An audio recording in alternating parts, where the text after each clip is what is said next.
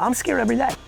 If you're an entrepreneur, you should be scared. But in any big technology, you either take that sword or that sword will kill you. Either you go to the gym or you think about going to the gym. Either you go to the gym or you read about how to do the proper exercise. But until you're doing, you're not doing. All you 5 youngsters must be interacting with AI apps every day. Must. At bare minimum, ChatGPT and thinking and talking. You've been saying that in the next 5 to 10 years, followers won't matter as much. Yes. Why is that? Because they don't matter as much right now. And what do you think's happening? Why you know, just to kick off the show right away, like I don't predict. Yeah. I talk about things that are actually happening that I'm aware that I might just be a little faster to the observation because of what I do when I wake up in the morning. Okay. In the same way that I know some people are skinnier or stronger or better at golf.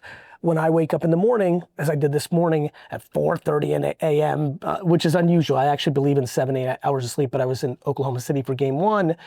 Even on the way to the airport, you know, at 4:45 in the morning, I'm looking at what's happening in culture. Like, how's this Trump-Elon beef going? What's going on with Labubu's and that fucking toy? Like, what are the it girls doing? What are the fucking golfer bros from Yale doing? Like, what's the lacrosse girls at Duke doing? What's the Jamaican bros that like skate? Like, I am a cultural anthropologist. Mm. And then, where does that culture play out? Well, it plays out in social. Yes. Right? So then the next thing I'm looking at is like, what are the platforms doing? What's the algo doing?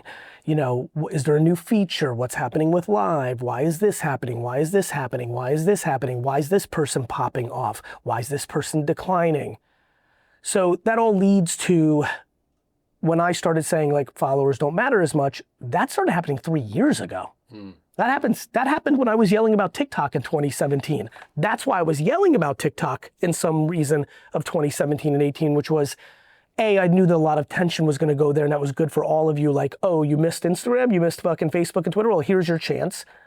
Ironically and not ironically, so many people that had 80,000 on Instagram that were crying that they didn't have 1 million couldn't go over to TikTok and get to their 1 million because they had the insecurity of having no followers there. Mm-hmm. Yes. And they didn't want to start over. Yep. Right? Whatever the fuck that means. All that life is starting over. Yep. Yes. Every day is starting over. Yep. Like real talk, like especially for winners. So I think that, you know, I think we're there. I mean, like, and I actually think we will continue to decline. I think, meaning, now, actually, if I was sitting with, you know, Facebook, Meta, Zucks, the product team, TikTok, I would say, yo, you need to go to the extremes. On the left, like I think when I open my feed, there should be a toggle, 2 options. Left side, full interest graph.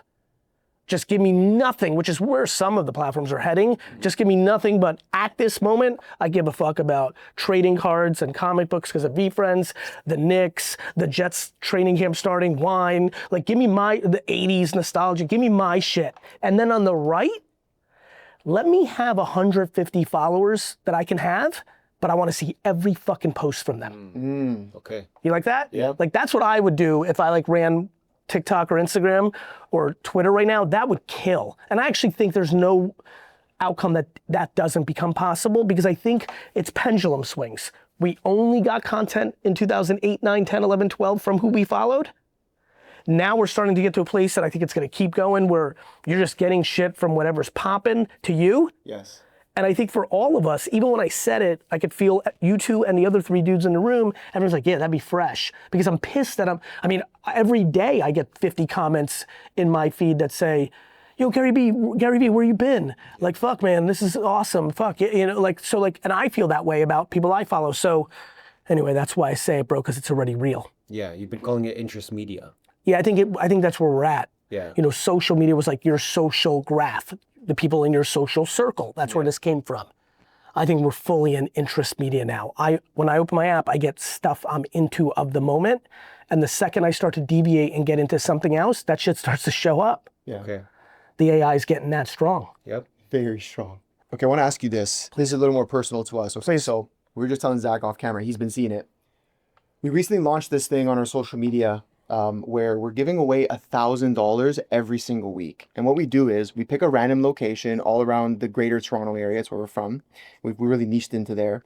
And we pretty much pop up with a reel being like, we got $1,000 cash. We're going to hide it in a secret location here in Brampton, whatever. First person to show up $1,000 is yours. Yep. Or we've recently integrated something where we said first 32 people to show up are going to participate in a rock, paper, scissors challenge. That's fun. For the $1,000. Okay. And in 6 weeks that we've done it once a week, we've already grown a text community of just under 5,000 people who are waiting for the hints.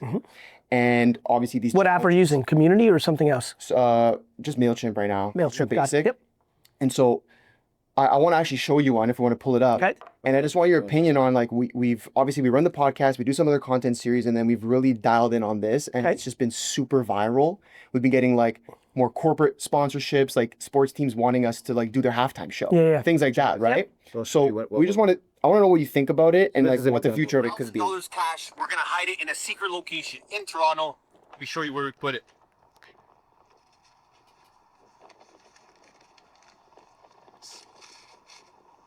Shout out my guy Josh for making this happen. Okay, if you guys know where this is, share it with. Why, Josh is the one that put up the money? Where the money is. You guys are just sitting in the middle. Do you tag Josh? Yeah, of course. Fair. Collab with his page. So this thing has like 2 million views, 15,000 shares, like ridiculous engagement. So we do it every week. And it's been growing rapidly. So it's kind of a double-ended question. One, are we like, do we say fuck it to everything else right now and just go all in on this because it's like? Well, I think there's a couple of things. For my first reaction, and we can talk. Let's break it down because it'll be fun for everybody. My first reaction is the audience is not high value. Okay. True. Right? Like as a shopper, like size of wallet. For sure. Right? LVMH has become a huge company because their average shopper spends $40 trillion, and like other companies are struggling because their average ticket size of what they sell is like $1.30, right? Because they sell pizza. Yeah, true. So I think one thing to think about is you're very young right now, and is volume always the most interesting thing? Would you rather have 50 people who are $1 million customers or 500,000 that are $100 customers? True. So, but by the way, I'm going to say something also that's very important. Ish to what I just said. Like, I'll go find $1,000. I'm a human being. But my intuition is that you've got people who've got time on their hand, because fuck you running around Toronto to find some shit and play right, who that $1,000 is worth their time. It's entertaining. Look, you guys are smart. You don't need me. What I would tell you, like, let me teach you how to use AI. Fuck GaryVee. Go, hey, we're doing this. Upload the video. Be like, we're aware that this has been done 100 times over the last decade. What has transpired to those people? What businesses were built? What worked for them? What didn't work for them? I'm teaching you guys how to prompt engineer right now. I can give you my opinions. Yeah. Sure. I can give you my angle that I see it from. That has been valuable. That is what's been me, but this is where AI is going to become really valuable. I just gave you a prompt that you can do that will really help you and think it through. I think that's what you need to think about. Look, personally, on just gut, I would not go all in on just on that. I think that's campaign energy. Okay. Yes. I think that my intuition tells me that you guys have the talent to build something more sustainable and bigger. Okay. Okay, so with that being said, we kind of use it as a marketing tool right now as well, like a campaign. Makes sense. We do have an agency and we do have the network that we started, like we spoke about last time. Makes sense. So it is a big marketing play. And That's why I like it. And but I don't go all in sure. on a campaign. For sure. Fair. And I think It's fair. Right? But by the way, it could be, by the way, do I think that could lead to an $8 million a year business? Could. Yeah. But all that energy, all that time, and again, it's what brand positioning is that doing for you? for sure. Today, I think too many people, let me say where I'm actually going, and then you guys can think about it. Okay. I think too many people are binarily addicted to the views and the followers without really breaking down the next part. Okay. Right? Not all views are equal. Yeah. True. Not all followers are equal, right? And so you want to just break it down. And like, would you wake up in 5 years from now and being all in on this? And like, if everybody in the Toronto area around the world, like, hey, you guys are the hide the cash guys. It's a lot of work to rebrand for another day. Like, there's a lot to think about. I think we see it as it fitting into the Money Buys Happiness brand already because Yes. the name obvious. I get it, of right? course. So I guess that's the way and the text message community is a big thing that we believe in, because if we build that thing to like 30,000 and we can pull up somewhere and of course, and 20,000 people are there, of course, I think that as marketers we see that as power. I agree with that as well. Right?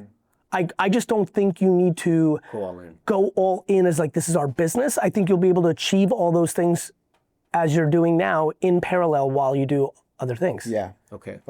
Does that make sense? No, it makes sense. It just we're just got excited. You should get excited. Biggest excitement is the fact that like we would literally with one Instagram post and one text message, we can have 500 people show up anywhere. Of course. So it's like we're looking like we see these massive streamers, I Show Speed and all these guys. If they go anywhere outside and IRL stream, they have a mob of people, and look at the power that holds. Of course, right? But they actually have that power. Yes. This is a kind of like buying the power. You're saying it's a gimmicky It's thing? not gimmicky. It's those people are there for the money. Yes. And you've seen already. It starts to become a little micro community.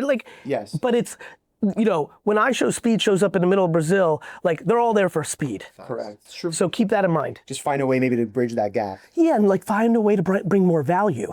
As you have that text community, instead of just throwing them around the greater Toronto or Canadian area, what about putting out a meaty piece of content that can really help them? That could help someone who needs $1,000. Yeah. Like the shit I do with like garage sale or like flipping from $1 to $100. Like start thinking about how to provide value. Fair. Got it? Fair. So Fair. that's what I mean. Yeah. Like it's good, Yeah. but like don't get, like there's a lot of, it's like everything. Everything is so nuanced. You're right? Like that's why like this clip, 5-second world we live in, the advantage is going to be for the people that are thoughtful. Yeah. The advantage is for the people that can get under the hood of the headline. True. The advantage is for the person that doesn't overreact quick on just like, a little thoughtfulness, a little before I decide who I hate or who I like or what I'm gonna do. Like, go do it like the OGs. Go in your den, fucking put on some classical music, pour some scotch, pull out a cigar, and just think for 5 hours. Yeah. That's what I think has ultimately been my advantage. I don't do that scene. My thinking is happening kind of weirdly always. It's kind of like even while I'm here, there's a part of my brain that's somewhere else. And definitely flights and showers and long drives. I think I'm in my feels a lot more than people. I think I'm more it's funny, V-Friends, there's 250 characters. Every character it's an ape, it's a shark, it's a duck, it's a hedgehog, it's an alien, it's an alligator. There's one character called the Thoughtful Three-Horned Harpic. In fact, we have our comic book coming out that tells the origin story of him. He's the only character I made in V-Friends that is not a character that exists. There's no such thing in the world as a three-horned harpic. And I did that on purpose because I knew I would develop this character and I want to impose on a generation of kids and young men and women that thoughtfulness. Like, when the fuck do any of us see the word thoughtfulness in a clip? True. Zero. Yeah. I've never seen it. Yeah. Like this clip is gonna be the first time. Like we're popping cherries in this fucking podcast. We're not thoughtful. True. Like everyone's so fucking triggered. Hot takes and everything's like, even Elon Trump, like this. They literally people in 100th second decided whose side they're on. Yep. True. No thoughtful, like everyone, like what, like my name gets, I love him, I hate, like nobody's like in it. So I would just say to get deeper, and that's how I was breaking that down. Yeah. Notice what I was doing, and that was 4 minutes. Yeah. You're saying go deep or go Like just think about all the things I said in 4 minutes. Yeah. And I just want you to do that for 4 weeks. Sure. And then you'll make better decisions. It makes sense. Okay, one more question before I want to crack open some cards with you. Yeah. Because we come across this all the time. We'll start a project or a content series or a business, and we love it at first. And then you don't. But it's still making money. Yep. So how do we decide whether to... By realizing there's something called opportunity costs. Yeah. Okay. Right? I know, yeah. You know where I'm going. You're making $4,000 here, a day, a week, a month, a year, and it's costing you this much time, but you hate it, and you don't realize, and this is like why people should quit jobs and go for their dreams. You don't realize that if you cut that $50,000 a year thing, all that time, that even the hours you spend being upset about it, given back to you, will make you $100K. Yeah. Even the time Forget about even the time you need to do the thing, whatever that thing is. The time you get back that you're spending on like this, fuck, I don't want next Tuesday, got to do the consulting thing that, you know? Yeah. That. Yeah. And so you would suggest cut it off as soon as you feel that way? Yes. Well, again, thoughtfulness. Of course. You know, as soon as you know, right? You know, my team knows, I call it smoke and then fire. I'm always talking to them. I like teaching them this thing. I'm like, for me, it's always like, nothing's happening. Then all of a sudden out of nowhere, there's smoke. Starting to get these feelings, smoke. Like, wait, do I want to be doing that? Wait, is that the right price to charge for how much I charge for speaking? Yeah. Wait, I need to be involved in every meeting of this? Like, it used to be way more important. It might be less important. Smoke, right? Okay. Week later, I'm like, yeah, like I need to raise my speaking fee. You know, like I'm talking to myself. A couple days later, I'm like, damn, 3 people said no to the current speaking fee. And I'm trying to say, I got to go up. Am I right? Next day, I'm like, no, I'm fucking right. You know, like, and you're smoke. And then it goes into fire. When it goes into fire for me, I start to act. Okay.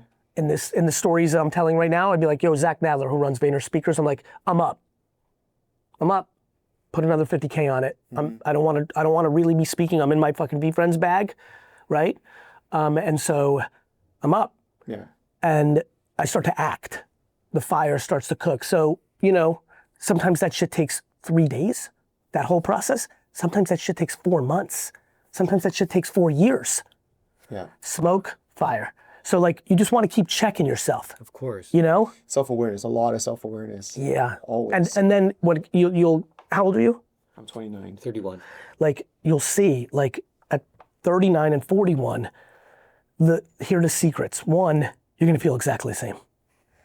I'm straight up. Thank God. Nice. Like, for real. Good news. Maybe not physically, you start to lose a step on the court, but like, mentally, you're gonna feel the same. You're gonna be just as hungry, promise. Okay. Real shit. You might have new dynamics in your life, love, children, whatever, you know, those things that happen between 30 and 40, but like in your soul, like it is who you are. But you're gonna have more pattern recognition.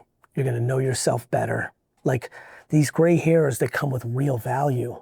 Like we really, you know, we've been so obsessed with youth culture. Everything's about looking younger, you know, acting younger, dressing younger, being younger. And we've really lost our way on putting the OGs on a pedestal. You know, 100 years ago, 15-year-olds weren't the culture, 51-year-olds were.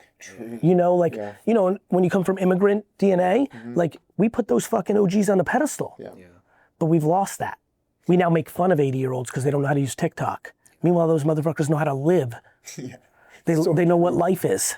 And we fucking make fun of them. It's crazy. I actually want to see the rise. In fact, I'm thinking about starting a company, both human and AI influencer versions of only 70 to 90-year-olds. I like that. I think fucking podcasts with like 80-year-olds that are still like, look, there's plenty of 80-year-olds that are like pretty non-vibrant and like it wouldn't be good content. But I know so many 80-year-olds that are still doing it, let alone vibrant. Yeah. Those motherfuckers would crush, and all the motherfucking kids that listen to this should listen to that person.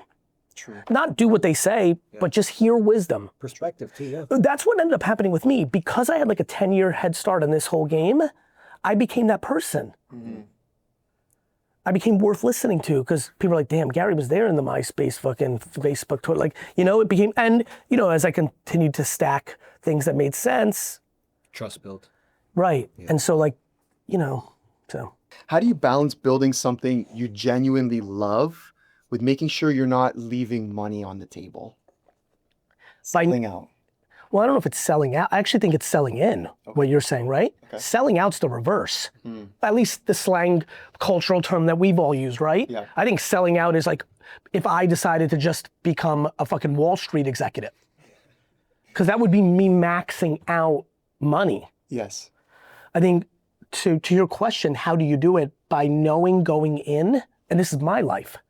I knew going in from the get. I'm talking 18, I'm talking, my watershed moments are 18, 22, 34, you know, going into college and just like really not wanting to be there and being like, I'm really gonna build my dad's business while I'm in college, launch the website, all that. Then 22, actually doing it and build, then 22 to 30 was like, fuck man, I have no money and I built a huge business for my dad, and my dad's not a bad person. He's an immigrant. He's like, I'm not gonna pay you because I'm not really paying myself either. It wasn't like my dad was making $1 million and I was making 50,000, but the business was getting all the money, but he owned the business. Like, you know, he was able to do shit with that asset. I was like, hello? And then 34, when I started kind of going on my own and doing my own shit, every one of those chapters, I knew going in that I was gonna leave a lot of money on the table. When I wake up in the morning today, I know I'm leaving money on the table. So, but that's because that's the combo I'm having with myself. How do you do it? By being honest with yourself. I think one of the big issues for humans is they struggle with their relationship with themselves. Like they're deeply, you know, so many people are insecure, at least minimally insecure. All of us are insecure in some things.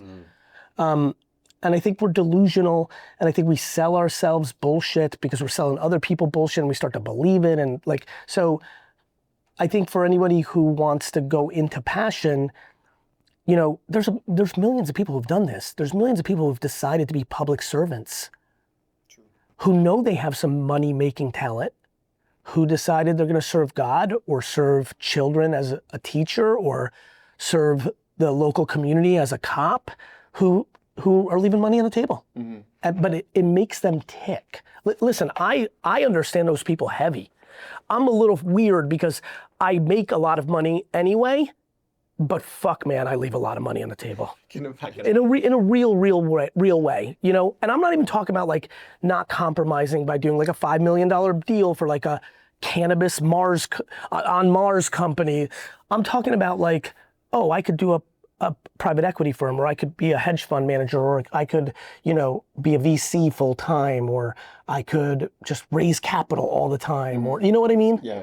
Not like selling out, more just like making a decision that I'm gonna spend my day-to-day to maximize dollars. I spend my day-to-day to maximize my happiness that I believe is my happiness. I define as what I know will make me happiest-ish today, 70, 80%. And that what I believe will make me happiest that I did it 5 and 10 and 50 years from now. So it's like a mix of like enough, like a lot of happiness today, 60, 80. And the reason I say 70%, last year, I would argue that when I woke up, I was happy in the macro, but my day-to-day grind last year into the first half of this, into the first quarter, last 15 months leading up to the launch of this, I knew that this is coming.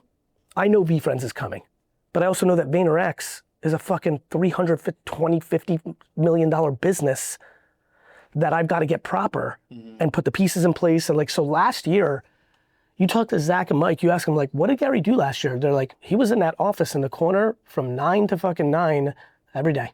That was it.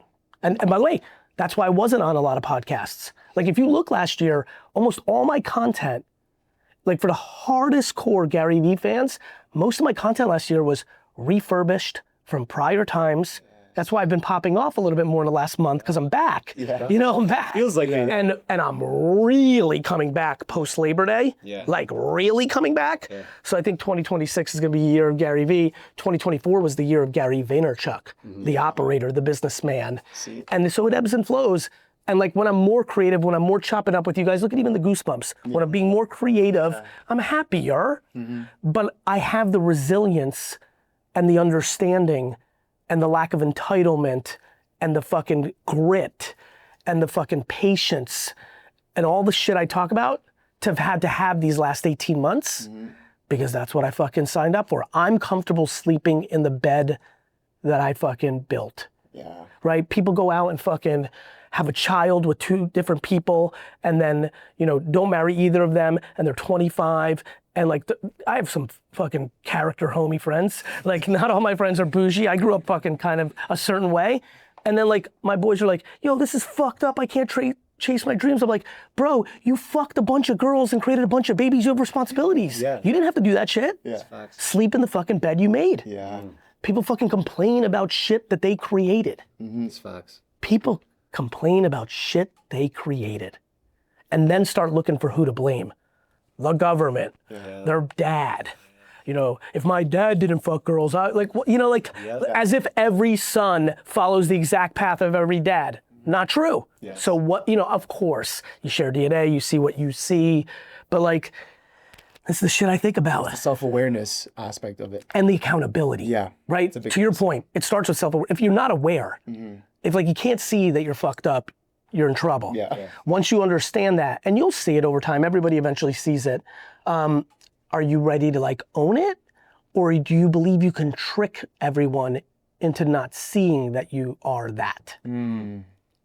Okay, that is interesting then. I want to ask you this question Please. because I've been going back and forth with Ernesto about this. So I drive a Range Rover back home, right? Yep. And I've been recently considering downgrading because I just personally am looking at it like, You're listening to too much GaryVee content. why is there like why is this massive car payment and insurance payment coming out of my account every month? Like, can I afford it? Yes, but also I don't really know if I care for it. But then on the flip side, I have this like thought process of like, well, I'm an entrepreneur. Money buys happiness. Maybe is that a part of the brand? So Well, let's break that down. Money buys happiness. If it's not your happiness, I've never had a nice car. I have zero happiness on that. But I'll buy a fucking 6-figure trading card. Like I bought millions of dollars of things, but yet have never had the jewel. You guys know me enough-ish. Like money buying happiness needs to be defined on what's your happiness. Now, the next part is also a problem, the brand. Look, you're sitting with a very popular entrepreneur. I'm comfortable, and I say this with all humility, but I'm in the mix as like top 25 known entrepreneurs. I'll go there, and I feel like I've got a little bit higher than that. I don't do that shit. yeah. So, and I'm not saying, by the way, I don't think I'm right. I don't judge. Sometimes people come in and be like, yo, fuck you, GaryVee. You say like Rolex and Lambos, fuck you. This is what makes me happy. I'm like, good. If that actually makes you happy, do you. But if you're doing it to get fucking girls, or if you're doing it to fucking posture and disguise, or if you're doing it because you think that people will then join your mastermind, well, then we got to talk. That's different. Yeah. That's different than you really know what a Porsche feels like. I would not know what it feels like. Like I don't get off on like driving stick and understanding the smooth ride. I don't give a fuck. Yeah. But on the flip side, I know owning one of the only Spider-Man rookie cards from 1966 Donruss gets me off, and I have a very funny feeling 99.99999% of the people that just listen to that sentence are like, what the fuck's he talking about? That's stupid. Yeah. And that's awesome. That's what life's about. Some people want to spend their money on sitting courtside because they both think it's good for the brand and it's bougie, but they actually fuck with basketball. True. And then I see people sitting courtside that are there for the selfie who couldn't tell you any of the 10 players on the court. That shit is what I'm interested in. Everyone's allowed to, first of all, by the way, on the record, my subjective opinions mean nothing. I'm one human being. I don't think I get to say how to do it. Sure. What I do and what I talk about and what I'm passionate about is I've lived a little bit of life and I see who's happy and who's not. I just see a lot of people that look happy on Instagram fucking taking drugs every night to just go to sleep to get the voices out of their head. That fucks with me. And I do not want others to go down that path. And I want the ones that are in there to break the fuck out and get to simplicity. I do think materialism is a problem. Yeah. Yeah. Do you think as a business owner at the beginning, there is an image you want to kind of have when you're dealing with people that might be signing big contracts for you or big clients? Do you see what we're... Yeah, of course, it depends on what you're selling. But let me give you a story. Sell marketing, let's say. Yeah, but let me give you I wish AJ walked by right now. Do you know what the ultimate story of Vayner is? Tell us. In 2011, we signed a huge deal from not one of our biggest clients. We had much bigger clients, Pepsi, Campbell's, but it was like a mid-size, was it magazine? I don't remember what. Dude calls AJ, because I took the meeting, but AJ was in the meeting. I was traveling. Dude calls AJ. AJ texts me, call me. I could tell it was good. Because we always are like, if something's bad, like call me heart, something good, it's, guys, please text with context. Everyone's fucking everybody up. Like if you're like, call me, like give that person, like they think your mom died. Fucking give people context out there. We gotta fix this. It's a pandemic. Anyway, he's like, call me. I'm excited because I knew it was good because of the way whatever emoji he put in or what he said. I call him, he goes, bro, we got the fucking thing. I'm like, we got the fucking deal? It was a good deal at the time, hundreds of thousands, which was big for us, we were small. And then he goes, guess why? I have no idea. He goes, the dude said the reason I went with you is because your offices were a piece of shit and I know that you spend your money on the right stuff and that's who I wanted to work with. Wow. So in that story, it was the reverse. Literally the actual reverse. Now, there are many people that look at it the other way. Look, if you're doing marketing services, the reality is you're actually only, and this is something, you know, I'm very comfortable saying because I've lived it and watched everybody else for the last 15 years in this space, your work is gonna be the punchline. Like real talk. Like real talk. Like if you're gonna build something big, like, and that's why I've always focused on like, we need to be the best. That's, by the way, that was a lot of what last year was about for me, getting VaynerMedia and the Sasha Group, which is the other big agency in my holding company, to get fucking great. Because social was changing. Marketing was changing. I had to teach them about live social shopping. I had to get everybody on board with fucking using influencers and creators in addition to the content we make. I had to get everybody on board with AI tools. I had a lot of things to get 2,000, 3,000 people from here to London to LA to Mexico City to Toronto to Amsterdam to London to fucking India to fucking, you know, Malaysia and Australia all aligned. That's work. Yeah, It's true. Okay, so let's talk about AI a little bit. Okay. Do you think it's dangerous for humanity? Of course, it can be. Like if Russia and China and America and Saudi and India create AI-enabled robots that act like humans that can police and fight war, like that's some, you know, gnarly shit. Yeah. could get real scary that way. Yeah, I mean, I think I don't really even see an outcome of where they wouldn't do that. Fair. Like that's what governments do. They try to protect their sovereign soil, and they try to control their citizens. Okay, but from a flip side, as a let's say somebody in the marketing space or the creator space. Oh, you want me to go way down? Yeah. Yeah, like 10 levers down. Yes. Go ahead. How are you leveraging it? I know you've spoken about like podcast hosts are going to be AI, creators are going to be AI. What do you think is the timeline on that? And I don't know. Your creator, do you be scared? Like, or how do you set yourself up? I'm scared every day. If you're an entrepreneur, you should be scared. If you're a creator, that sounds you're an entrepreneur, right? You're trying to make money by being a person. So now I wouldn't use the word scared. I would say, am I awake? Am I woke to it? Am I focused on it? Did I spend 3 hours on a flight yesterday looking at 3 different tools that could do tasks that my employees do, which eventually means my clients will expect? Like, do I think about those things? Yes. Do I think about people?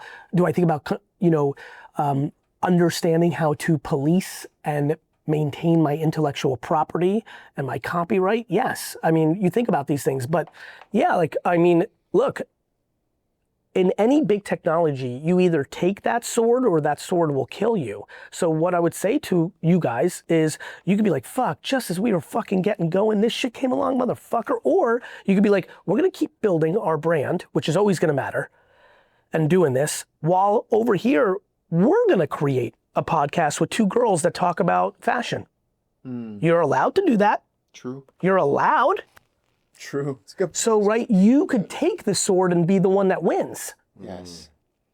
What if I told you in 4 years, you're making 3 times the money that you make on this podcast with that girl's podcast that you just write the script in the morning for 15 minutes and that's life? It'd be amazing. Depends. For me, that'd be devastating. I'd be like, what the fuck else do I do with my other 23 hours? I'd be like, fuck, now I gotta start 10 more of these and I'm gonna go garage selling in the middle of the day. Like, you know, like, so it just all depends on what one wants. But what do I think? I think it's very big. Yeah. Like big. Yeah. Like big. And you're just saying, just take the sword yourself. Yeah, I mean, I think for you 2 young dudes, everybody in here, like everybody, Mike, your man, like Zach, like you gotta kind of spend an hour a day ChatGPT, like what I do every day. I go to ChatGPT, I'm like, what's the 10 best image apps created by, you know, AI apps that were created in the last 30 days. Then I click them, then I download them, then I play with them. Like either you go to the gym or you think about going to the gym. Yeah. Right? Yeah. Right? You got it? That's the analogy. Understood. Right? Makes sense. Right? Either you go to the gym or you think about going to the gym. Either you go to the gym or you read about how to do the proper exercise. But until you're doing, you're not doing. And so like all you 5 youngsters must be interacting with AI apps every day. Yeah. Must. Well, it's interesting. At like, bare minimum, ChatGPT and thinking and talking. Last night, me and AJ at 1 a.m. after a game, we're doing shit like, who's Curtis Martin's WWF comp? Yeah. Who's LeBron James NFL comp? Who's Lamar Jackson's NBA comp? Who's Gary Vee's cartoon comp? Yep. Like, my NBA comp's Draymond Green, by the way. I like it too. I'm so that person. I think that you guys need to use it every day. Of course. Okay. Want to open these cards or what? Yeah, let's open a I couple. wanted to bring you a gift. Please. And we went to our friends at Mintink. Yes, they're the Toronto, best. right? And he goes, see these. I go, yo, we need to get him a gift. He's like, he got everything he wants already, all right? True. I said, why don't you crack some cards with him? So I would love to crack a pack of these with you. I would love for you guys to open a pack and read the back. Yeah, here's what I want to talk about to everybody's listening. I'm going to assume, let me do a public service announcement for VeeFriends. All of you have to go to eBay and type in VeeFriends and go to completed sold items. It will blow you away. I'm actually genuinely, really building the next Pokemon in Marvel, and I'm doing it in everyone's face, but because everyone's so distracted about GaryVee of it all, they don't even see it. In the same way that a lot of people think I'm a motivational speaker. Yeah. Isn't that crazy? Like really, and I'm like when they come here, they're like, what the fuck is this? Yeah. I'm like, the company. They're like, what company? I'm like, Vayner. They're like, what's Vayner? I'm like, the $350 million a year revenue, not valuation, revenue business that I run, that I'm the active CEO of. Like, I actually run it, and I actually run VeeFriends, and I'm actually massively impactful on the VCR group, my restaurant shit, and I'm massively impactful on Vayner Sports, one of the hottest, biggest emerging sports agencies in the world that my brother runs. And I still am super involved in my dad's wine business. Wow. Like, and Vayner Want, my TV production company. Like, I'm a businessman who happens to do content charity for the kids out there on a daily basis. I want you to focus on the back of the card. So anyway, these cards are red hot. Okay. These boxes were $99 when they came out 6 weeks ago. They're selling for $550 a box on eBay. Oh, should have sold this thing, man. Yeah, brother. You guys talking about making money, you're fucking blowing it. Now, check this out. This is why I'm so excited about it. If you look at the cards, Creative Crab, but look on the back, so you guys have probably not gotten deep enough, but you know me, you're gonna like this. Okay. You know what VeeFriends is? It's 250 characters that I'm gonna use to expand on what I'm trying to get the world to think about as GaryVee. I can't get to everyone. I'm not everyone's cup of tea. I don't look the part for everyone. If you're like, I'm still kind of hanging in, being cool to the kids, but fuck, man, I'm 49. Like it's not gonna, I don't even know how this has gone this far. 68-year-old me, I gotta be empathetic that if you're like a 16-year-old, Puerto Rican kid in the hood, 69-year-old me's doing my thing. There's a place where I'm not gonna be able to penetrate. Plus, there's been many audiences I've never been able to penetrate. Maybe a mom that doesn't like cursing. Yeah. Right? Yeah. Maybe, somebody who's wants to look up to somebody that looks like them. So they're an Asian woman and this white dude's not going to do it. They got to find. But VeeFriends, these characters can get to everyone. True. From the corners of Brazil to fucking Melbourne, Australia, to fucking Tokyo, Japan, to Belgium. I can get to everybody with these characters. And that's why I'm building it. And then that's why when a kid gets Focused Falcon, read the back of Focused Falcon. Focused Falcon, competitive advantage, laser focused on every goal, soaring with precision and discipline. Focus on the goal and everything else becomes secondary. That's just and then quote. Yeah, that was the quote. Oh, that was a quote. Focus Sorry. on the goal, Yeah. everything else becomes secondary. But now let's think about it. There's a bunch of us in here right now.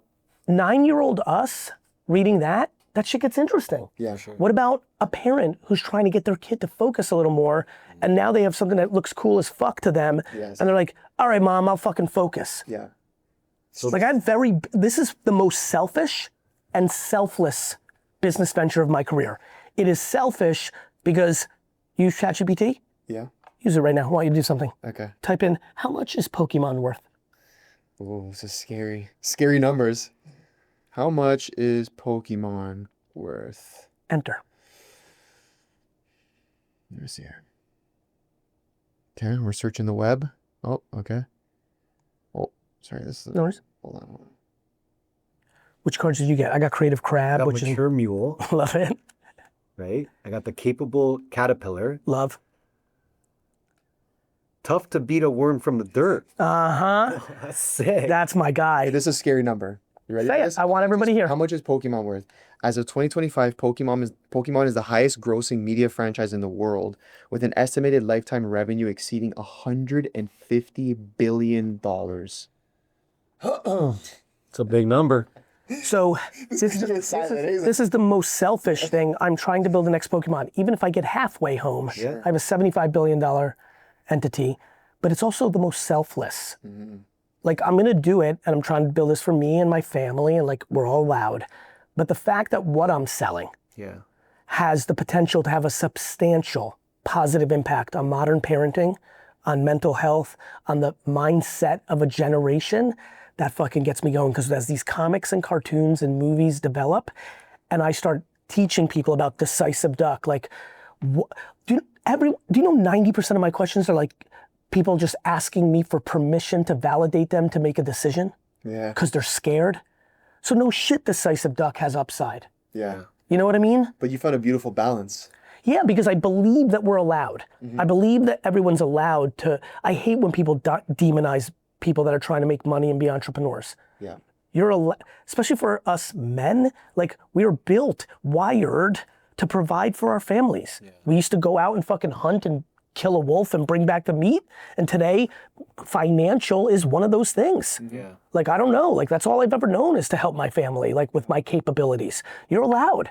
You're allowed to buy jewelry and join an expensive country club, and like, you're allowed.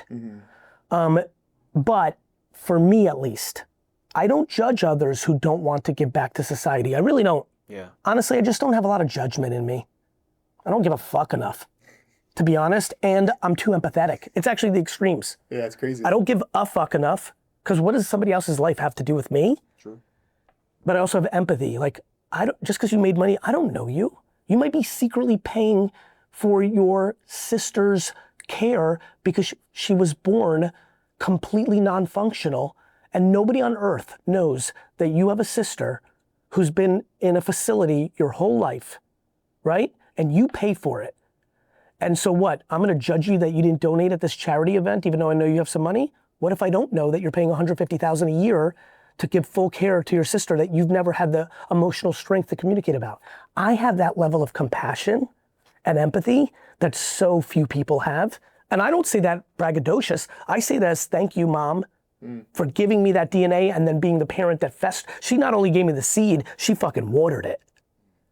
So I don't talk from a place of I'm cool. I'm talking from a place of Tamara Vaynerchuk is cool. She made me like this. I know that story I just told. Most of the fuckers in this room and definitely on the podcast had never even thought a thought like that in their life. Ever. Ever. Ever. Yeah.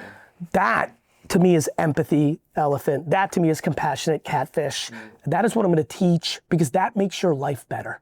When you eliminate envy and jealousy, because why would you sit at a charity event and waste your energy judging someone who didn't donate that you know makes money? It's because you're jealous of them. Damn. Right? Yeah. Right? Because you're like, I just gave 5K and fucking Rick makes much more money than me. Literally. They're triggered by Rick makes much more money than me. Yeah. But I sit there and I'm like, actually, I'm like, man, I hope everything's okay with Rick. Now, Rick might just be a straight dick Yeah. and wants to buy a fucking another golf course and not help the kids. Everyone's allowed. Yeah. I have no judgment. Wow. I like that a lot. Everyone's allowed. Everyone's allowed. I mean, that's a hard pill to swallow it's for a lot of. hard, because everybody is too audacious and thinks that the world should be the way they see it. Yes. Now, people are not allowed to murder. Like, no, but I mean, like, I need to say this, unfortunately, because people, like, clip it and they're like, what about rape? I'm like, no, people are not allowed to do that, dick. No shit. People are, you know what I mean? People are allowed to live their life with their money that they accomplished the way they want. But for me, I need to give back. I need to still make content. I need to be on nonprofit boards. I need to try to help all you fuckers that are coming up, because I was one of you fuckers and I wish I had me. GaryVee is who Gary Vaynerchuk wished existed at 15. Wow. Damn. Yeah, man. Because I had nowhere to look. I didn't have the internet. My pops was like an OG dude, like different. Like, if I had GaryVee, if Gary fucking Vaynerchuk at 15 had GaryVee, I'd be happier and more successful. Yeah. I'm motivated by that. I want to give back to the game that gave me so much. Yeah. You know what I mean? Yeah. So that's where I'm at, boys. I gotta go. Damn, that's Hold on, final question. Yes. Does money buy happiness? Does money buy happiness? Absolutely not. And of course, money is such a foundational part of our world. I believe that what buys happiness is living within the money you make. Got it? So if you make $49,000 a year, you can be remarkably happy if you have humility and you live a $37,000 a year life. If you live a $90,000 a year life and get into debt because you're trying to keep up with the Joneses, even though you're not capable of making that kind of money, you're gonna get hurt. It's like sports. If I went on an NBA court right now and tried to play basketball, it would be bad. That would be bad. It would be ugly, I'd get hurt, I would get uncomfortably embarrassed. And that is how I feel like when people are spending money on Rolexes and vacations and going into debt. You're not good enough to buy a Rolex. Live within your means and you get very happy. Yes. Thank you, Gary. masterclass.